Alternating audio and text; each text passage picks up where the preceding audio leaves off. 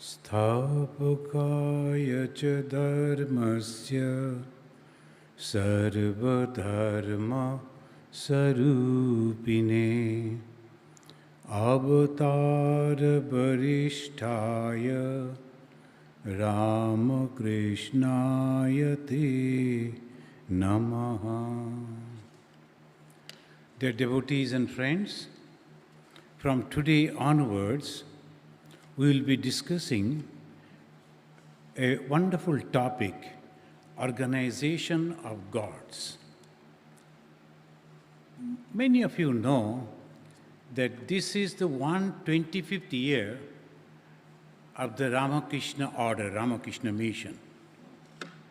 So obviously, all over the world, we are all celebrating throughout the whole year, 125th year of the Ramakrishna mission.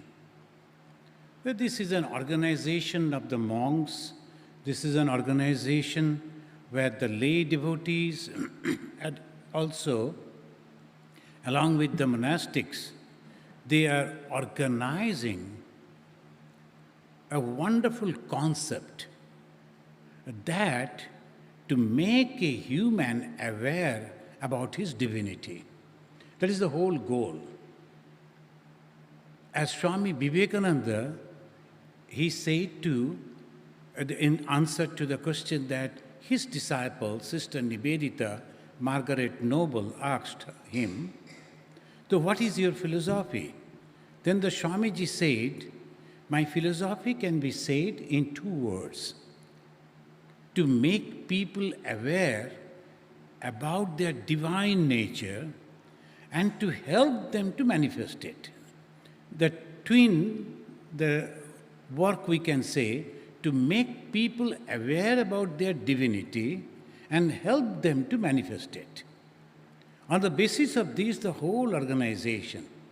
But I will begin with a wonderful experience that I had long back, almost 1887 or so. I went to ALMORA. ALMORA, this is almost in the Himalaya. You can see that in the map. The Nepal and then Himachal Pradesh, and afterwards that is all the China. This is a beautiful place, and on the slope of the Himalaya and the mountain, we have a beautiful ashram. You know, the monks usually they go to practice austerity and to live all alone without talking for a long period of time. We call it mauna, the mauna practice. They're controlling the words. We are not going to say anything. So I went over there. And I spent almost 1 month in one room that is called KUTIR. I don't know, it is not here, the KUTIR. And maybe this one I have forgotten. So this KUTIR, I was there for 1 month and practiced austerity. And then afterwards, I came down, and there's a beautiful shrine is also there. This is the beautiful shrine, small but very good shrine. One of the direct disciples of Bhagavan Sri Ramakrishna, he went over there, he practiced austerity, and he liked that place, and he told it is better that we should start one ashrama over here. It's a very humble way they have started. When I went over there was no food that way, almost in a very meager food, and sometimes only tea and biscuits. That was the rusk biscuit. So that was the main food. So we used to take that in the morning and also in the night, and noontime little rice. So this is the way it was going on, and this shrine I used. Then afterwards, when the 1 month was over, I came down to the plains, and that is in the UP. This is Lucknow.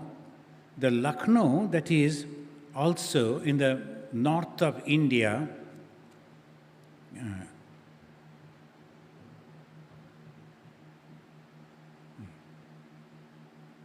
This is called the Lucknow, our ashrama.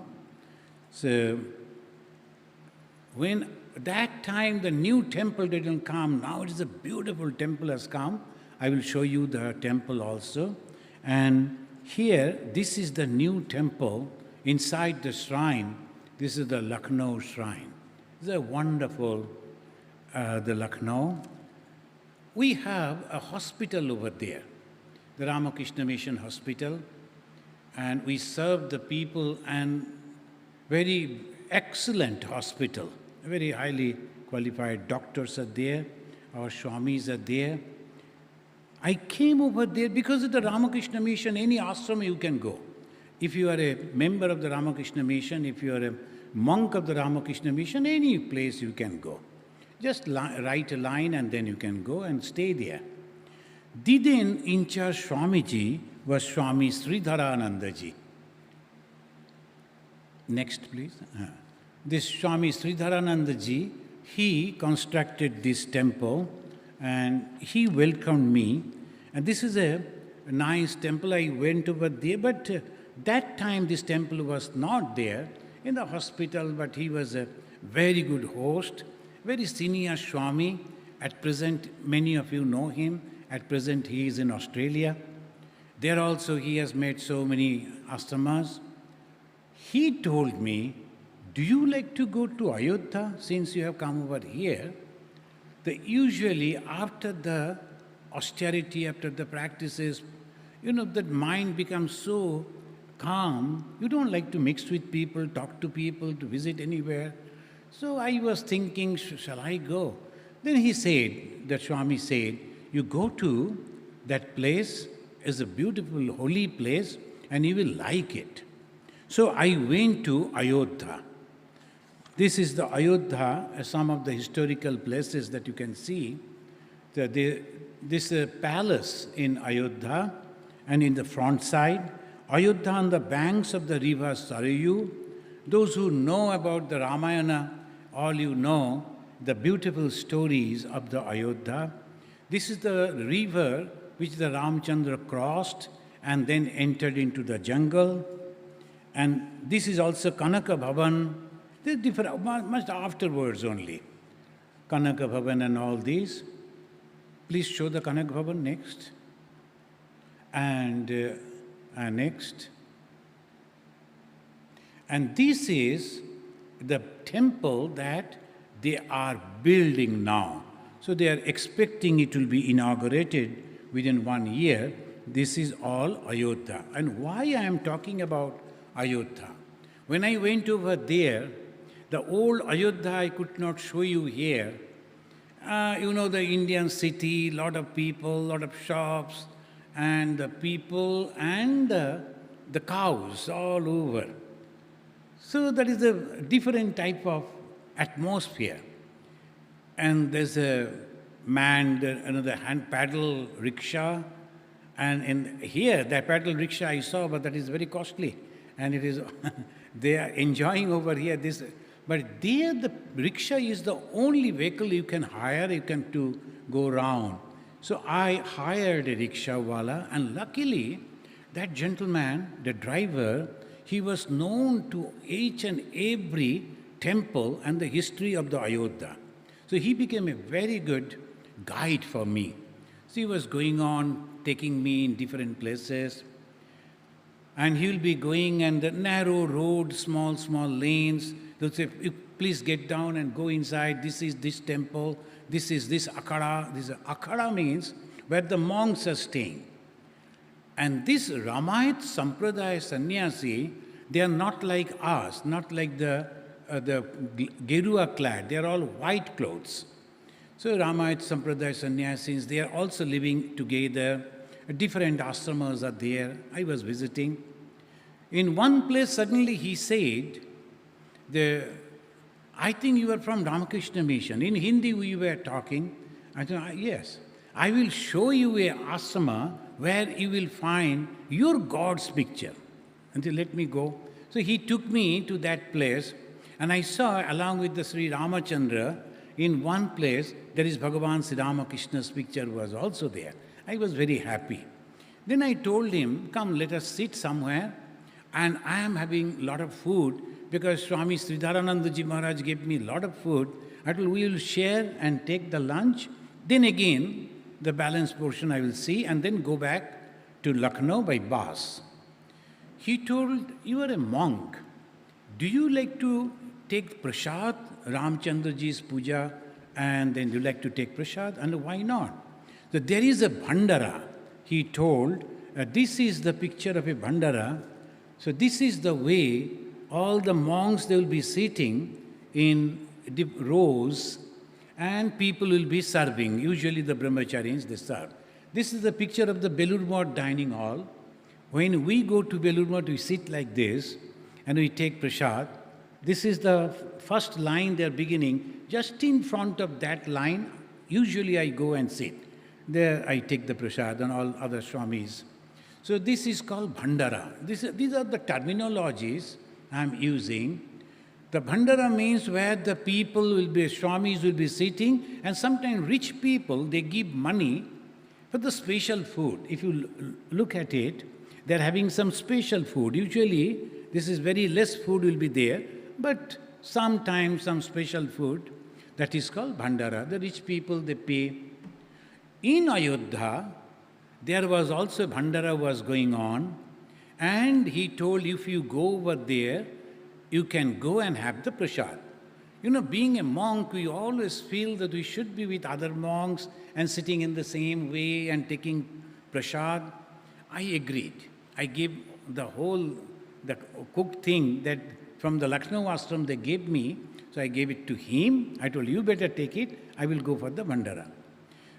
And in Bhandara, particularly in the northern side, they give the big chapatis, the rotis, and there will be dal and one sabji. That is the main. And whenever they are serving, the very special way, they will say, Ram roti, roti, that bread, handmade big bread, but they will say Ram, they always, every time. When they start counting, they never say one, they say Ram, then two, then three, like that. So Ram roti, then the dal, When he took me there, I went to the temple, I offered my pranam. When I got up and I was wondering where to sit, many Swamis, they were there, Ramait Sampradaya Swamis. I was thinking where to sit. Then one Swamiji came, long hair and very serene face. He told, I am the Mahant of this ashram and I welcome you. Mahant means the in charge of that center. Moha anta karana yasya sa. So Mohanta. He must be having a big heart. And in charge, a monk must be having a big heart. So he said, I am the Mohanta. I also offered pranam. And he said, you please come and sit over here. He was offering the seat along with the very senior monks. Usually, you are supposed to be, we also have the hierarchies. The senior monks in one place, then the next, then the juniors. I was only white clothed. I was a brahmachari of the Ramakrishna mission, just novice.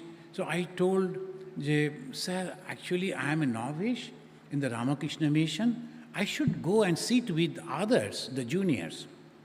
Then he said, from there I have picked up this name. He said in Hindi, Ramakrishna mission ko हम सोचते हैं वो देवता का संघ है. The Ramakrishna mission we consider as the organization of gods. I have taken up that, then given this, the series that I am going to give talk, and the organization of gods. Friends, it is not that I am in this organization and I am telling this, but what happened? I will request you, if you are interested, this is an unique organization of the monks. In the beginning, how it was formed, Bhagavan Sri Ramakrishna, who was the God himself. He took the human form and he came to this world only to save the righteousness, the dharma. Why the God take human form? Why this divine avatar? In the Bhagavad Gita, Sri Krishna very clearly mentioned, and he said, Yada yada hi dharmasya glanir bhavati. When the dharma is glani, what is the dharma glani? The human being, they forget the goal of the life. That is called dharma glani.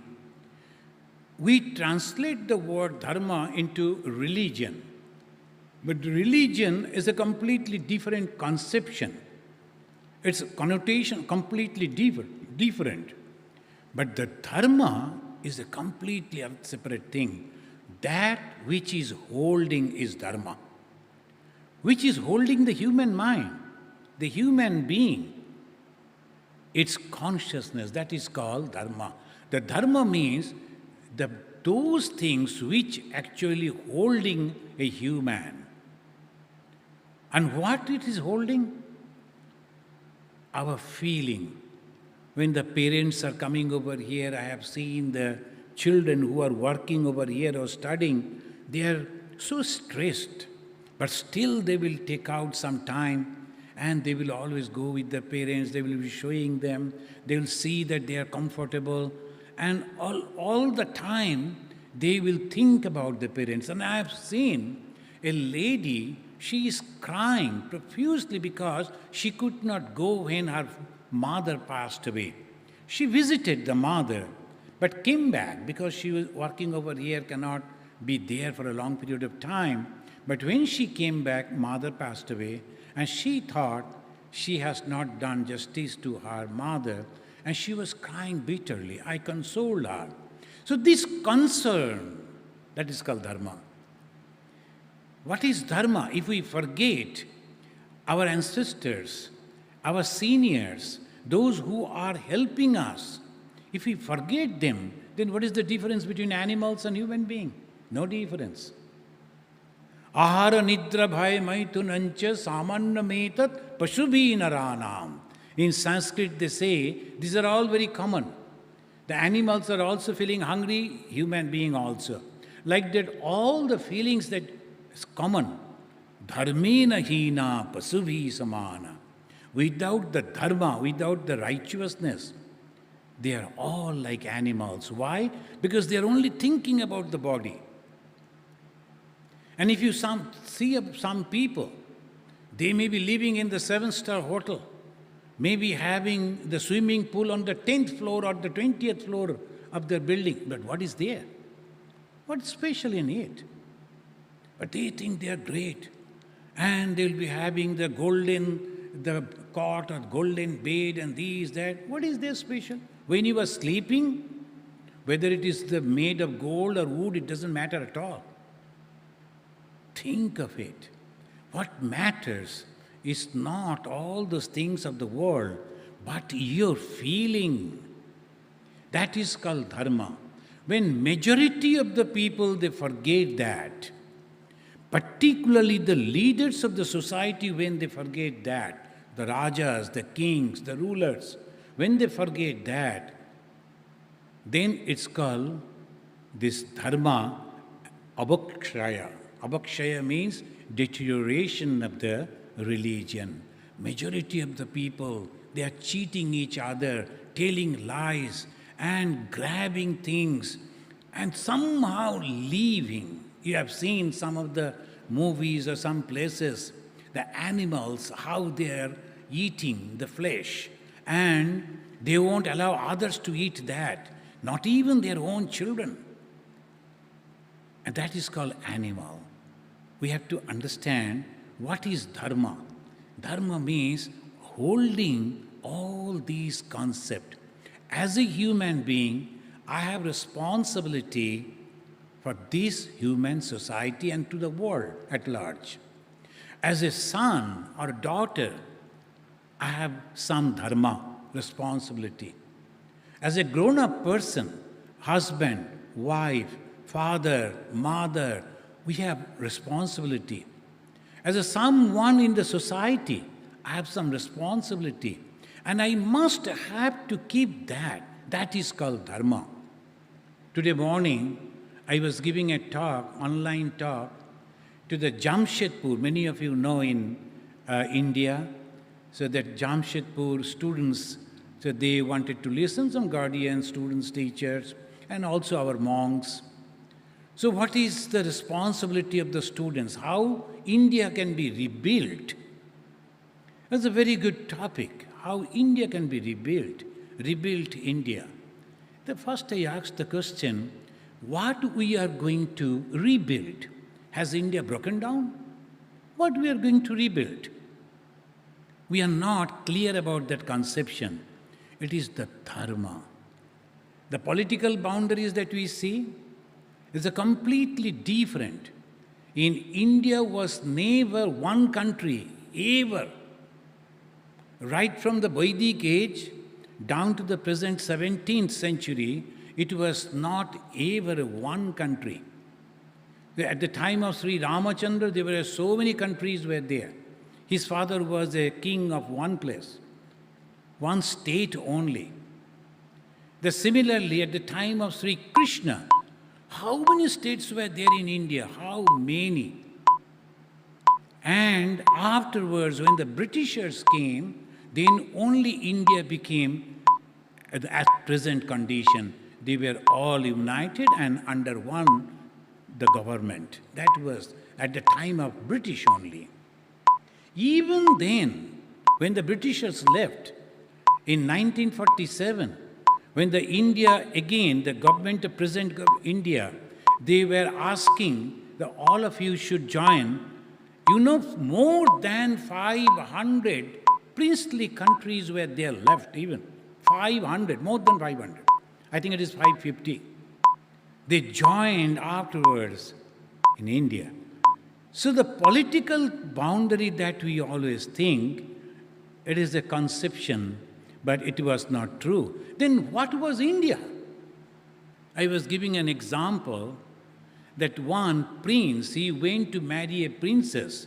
The prince was from Gujarat and the princess was in Assam, the two corners of the India, in the vast country, and so many cultures, so many religions, so many languages, the multicultural country, as big as the Europe itself, minus the Russian area. The whole Europe, that is India. But it is united. How? Swami Vivekananda said, the prana bhamra of Bharatvarsha, the life force of Bharatvarsha is a dharma. What is that dharma? The realization of the oneness. The oneness, and that is present in everything, every being. That is the unique conception of India. So they were separate in many ways, but at the same time, they were united. Politically, linguistically, culturally, they were all separate. But they were united in one thing. That was the conception of the Brahman. The Hindus are having so many millions of gods and goddesses. But all Hindus know, the God has no form. God is all-pervading. And to understand that God, Swami Vivekananda, in a very unique way, he gave the definition of God, unselfishness is God. Now this unselfishness, this love, this dharma, this responsibility, we find in Bhagavan Sri Ramakrishna. In the beginning, when I chanted the Sri Ramakrishna, he is mentioning, Swami Vivekananda composed that he is the embodiment of all religions. Sthapakaya cha dharmasya. He who came to establish the dharma, sthapaka, sarva dharma sarupakaha. The different paths that is leading to the same goal, he is the embodiment of that. Sarva dharma sarupakaha. He himself said, I had to practice different religion because the Mother, the Supreme God, asked me to do that. I had to practice that. Sarva Dharma Sarupaka. And he is the Acharyanam Mahacharya. He is the greatest of all the teachers. Why? Because this time he is not killing or punishing or destroying anything. Rather, he is transforming the mind of the people, changing the thought processes. And that is Sri Ramakrishna. Our conception of God means the God will fight with the evil, the God will have these 4 hands, 10 hands. The only conception. But slowly as the advancement is having, now we know it is not necessary for God to do that. It is only the change of the mind. And that is the mission of Bhagavan Sri Ramakrishna. Why we are different from God? It is ego. Ego is separating us from God. How God created this universe out of His own. That is all our scripture, they say. Bhagavata, which is always speaking for the duality. Vedanta, which speaks about the non-duality, all speaks about in this way, the God, the Supreme One, has created this out of Himself. So what we are also the part and parcel of the same divinity. And that they realized and said, Srindantu Vishya Amritasya Putraha Ae Dhamani Divyani Tastuhu. Listen to me. After realization of the oneness, the Rishi told, inviting the whole world, that we are the children of immortal bliss. That's why when Swami Vivekananda came over here in America, he rebuked the others who were calling the human being as sinners. And a very strong word he used. He said, it is a sin to call a man so. Sinners? It is a sin to call a man so. We are the children of immortal bliss.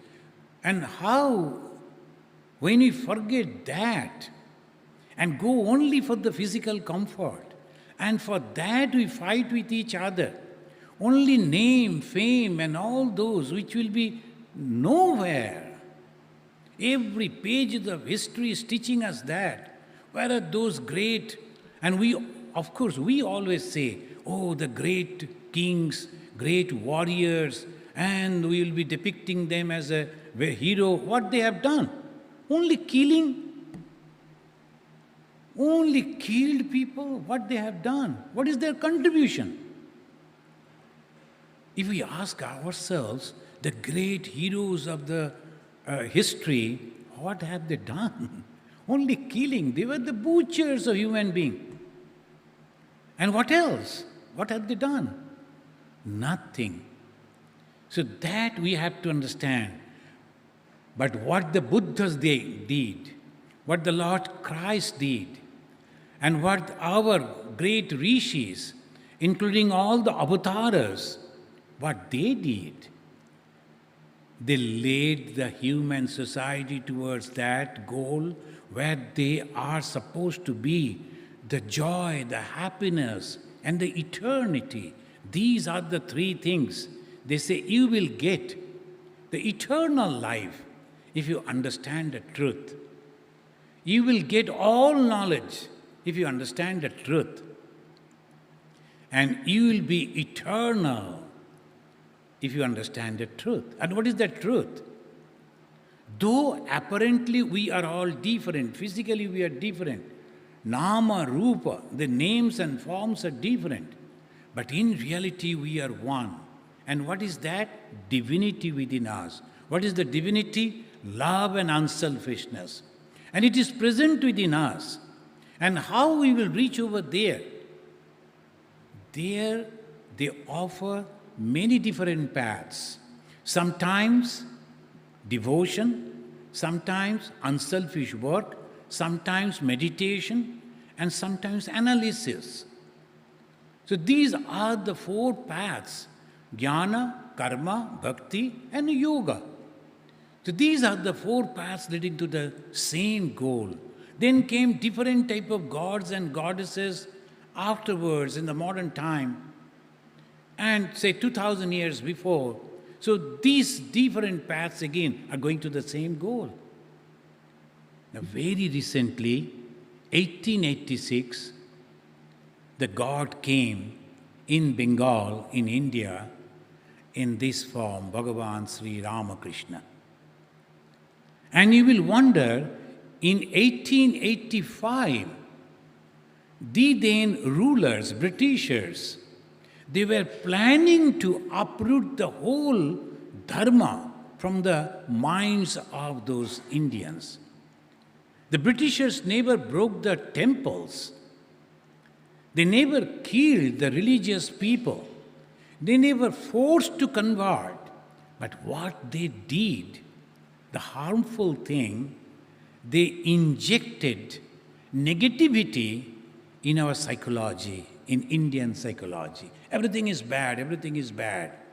All those that they have written in the Upanishads, in the Veda, all are nuisance, is nothing. And it went into our psychology for generations after generation. And they said, oh my God, you are worshipping God in images? How the God who is all-pervading everywhere can enter into the image? Is it possible, the vast God entering into it? It is not possible. And we couldn't get the answer. When we turned to our traditional people, they should close the door, close the window, don't touch them, don't talk with them, don't eat their things. And kabhi bhi unko saath mat milo. You cannot save yourself by closing your door and window. This Sri Ramakrishna came and he didn't take anything. You know that in 1835, Mekele, Lord Mekele, he was planning, and there is a report. It says that Mekele, after traveling the length and breadth of India, came back and giving the report in the parliament in Great Britain. He said, if we have to rule India, we have to uproot their religion, uproot their culture. Otherwise, it is impossible for us to rule them. They ruled, many of you know, I am not going to touch that. They ruled the whole China, majority portion of China, with the opium. They ruled many places in different ways. And they ruled India through division. They divided us. That was the great, that penetrated. Even today, by mistake, we are going on fanning that breakage. We are breaking and breaking and breaking. But India is united. United on the philosophy, on the dharma. There may be different paths, different religion, different language, different culture, different food habit. It doesn't matter at all. But we are united in only one thought. And that Bhagavan Sri Ramakrishna brought back. When they were planning to destroy the dharma, again remember that wonderful, the Lord Krishna promised, Yada yada hi dharmasya glani bhavati bharata. Whenever the dharma is going to be destroyed, the same God who came as Rama, who came as Krishna, the same power manifested at Sri Ramakrishna, and this time without any education, without any family glory, without any weapon, without any cleaning. So this God, He only taught us only one thing: be humble, be humble, be humble. You have to give up your ahamkara.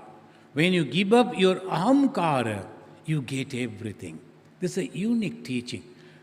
That he taught. 1885 they were planning. 1886 the God came down. And he protested that in a very unique way. He started worshipping goddess Kali.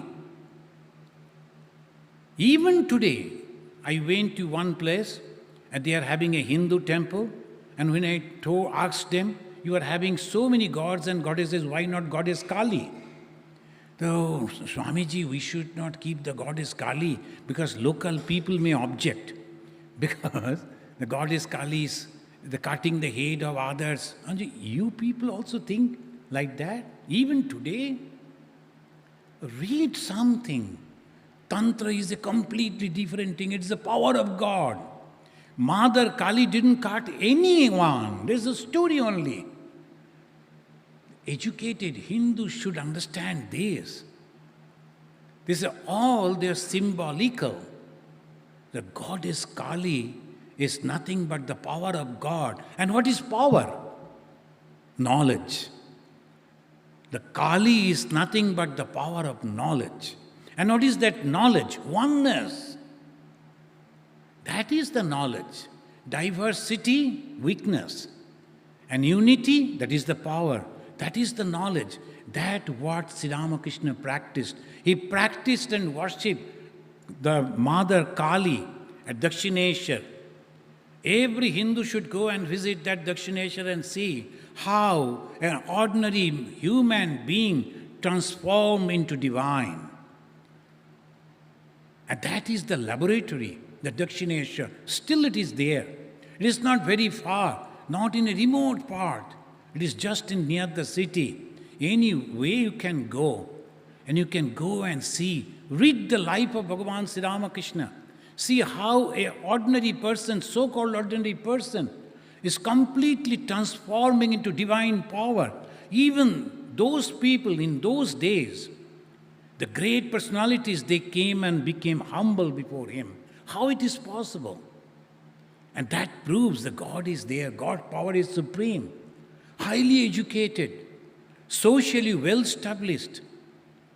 The people like those, they came, and when they met Bhagavan Sri Ramakrishna, very humble, you can see how he is dressed, very ordinary, and he never could speak Hindi or English or any other language but his own, and that too with the dialect of his own village. Even then, when the people heard him, saw him, talked to him, they became humble, they became devoted, and they realized. So this Bhagavan Sri Ramakrishna, at the end of his life, 50 years he was in the human form, and of that, 12 years he did the tapasya, one after another. And he practiced all paths. He practiced Islam, he practiced Christianity, he practiced Buddhism, he practiced all the paths of the Hindus, the Vedanta, the Tantra, the Bhakti. So this is a unique personality. And he chose some of the young boys to carry on the flag. And at the fag end of his life, when he decided to give up the body, then he gave the ochre clothes and the gerua,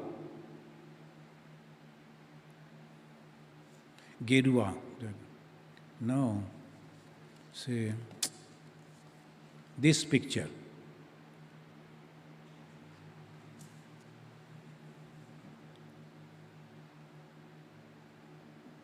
Go in the, just beginning, Sri Ramakrishna offering gerua cloth.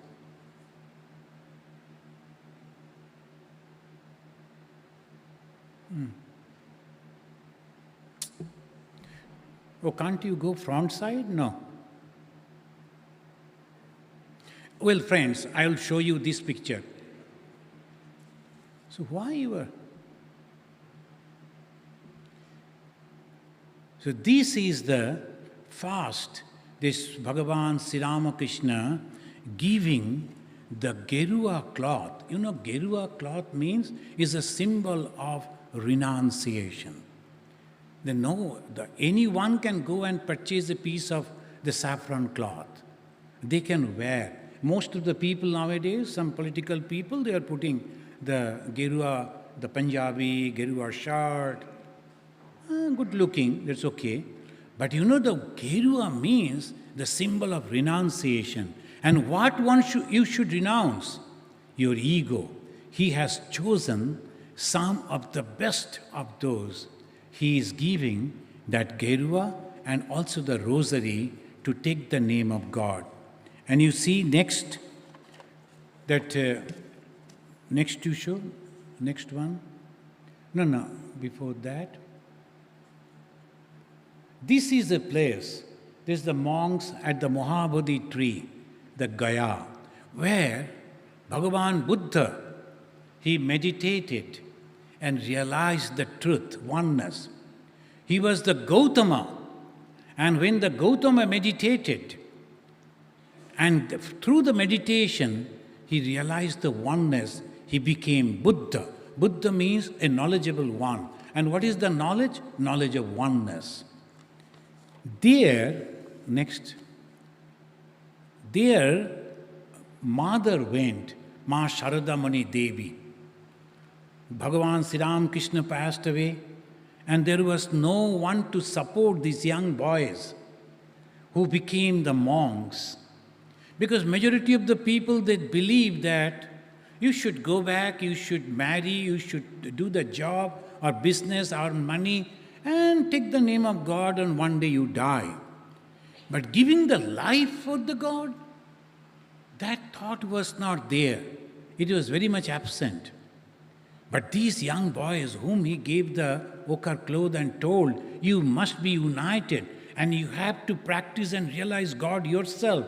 And then you spread like the wildfire everywhere and make people aware about their divine nature. It's a great challenge. The people don't believe them. People don't accept them. And they don't have any money. But even then, they were sticking over there, practicing. Will you believe if you read those books? I am sure tears will come down, how they practiced. Now you see this Ramakrishna mission, this is also the part of the Ramakrishna mission. All this glamour and all everything. But how they did the organization of gods, because they killed their mind, which was with all the desire, they killed that mind. And they became completely transformed into divinity. And that was love for each and every being. That was the God. Mother came and prayed when she saw the wonderful organization of the Buddhist. Then she prayed over here, "Oh Lord, you came and you did this. With all these things will be over after you. Please help my children to have some organization. Let them be there and let the householders come with a morsel of food. Give that to them. In exchange, let them learn what is religion." That was the prayer. If anyone leaving the hearth and home in the name of Bhagavan Sri Ramakrishna to do good to others should not ever feel hungry, "Oh God, you have to take care of it." We have seen, even the only one son, his father passed away. The mother was crying, but that young boy decided to become the monk. We were worried, what will happen to your mother? And he said, Ma Sharadamani Devi promised that God will take care of my mother. And that too. It is not one, so many it happened. So this mother prayed, and slowly, next. Here, a group of young boys, they went over there, it's called Artpur. It's a little away from the Calcutta. It's a beautiful village. Still the ashrama is there. And they, you know that in India and any religious or order, they will be always having the fire. The fire is the symbol of knowledge. So they lighted the fire, and that picture is there that you can see. They stood like that, and that was the 24th December. That is very unique. The 24th December, they were not knowing that that was the birthday of Lord Jesus, but unknowingly on that particular day, they took the oath, all these 16 boys, we are not going to go back. and we will dedicate our life for the service of humanity. Then afterwards, they rented this building. It was a haunted house. Then Swami Vivekananda told, at least we can get this building, otherwise who will pay our rent? Good building, good house. Half portion, it was inside the mud, and jackals and snakes, they used to stay. On the above, all these young boys used to stay. That is called Varanagar. Now that place is also, it has been the Ramakrishna mission. All these young boys, they used to practice tremendous austerity. Will you believe if I say, they used to have only one cloth to wear. And all of them, they used to wear only the kopina, the loin cloth. And when somebody will go out, they'll be putting that cloth and go out. Can you imagine how much austerity they used to have? And the rice some people will give, and there was not even the salt to use with the rice. Without salt they used to, and these are the great Swami Vivekananda and all others. All these pictures you will find over here. These are the real, true gods who started this organization, the organization of gods. And another picture, next, the Ishvara Koti. Friends, I will discuss about the Ishvara Koti in my next talk in the next month. Ishvara Koti means those who are gods, Ishvara. But still they have come down and taken the human form only to encourage and guide the ordinary human being. That monk in that Ayodhya who mentioned, Brahmachari ji, Ramakrishna mission को हम समझते हैं, ये देवता का संघ है. I considered the Ramakrishna mission as the organization of gods. It is true. All these five, they were the Ishvara Kotis, the God in human form. The Swami Vivekananda, Swami Brahmananda, Swami Niranjanananda, Swami Yogananda, and Swami Premananda. And along with them, there were other also. The friends, thank you. And I will ask our volunteers to show all the devotees, the monastics and the lay, along with Bhagavan Sri Ramakrishna, a beautiful song that, if they can play that, can you play that song? And that is called Sangha song. And every month I'll be giving a concept of the unique Sangha, its practices, its goal, and how it is growing up. Thank you.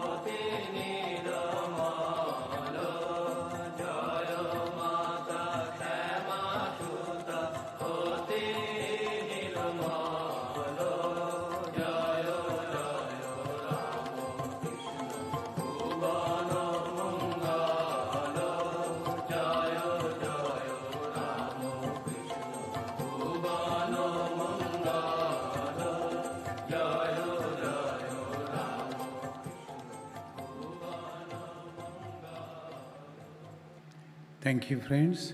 Can you please say Shanti along with me 3 times? Om Shanti,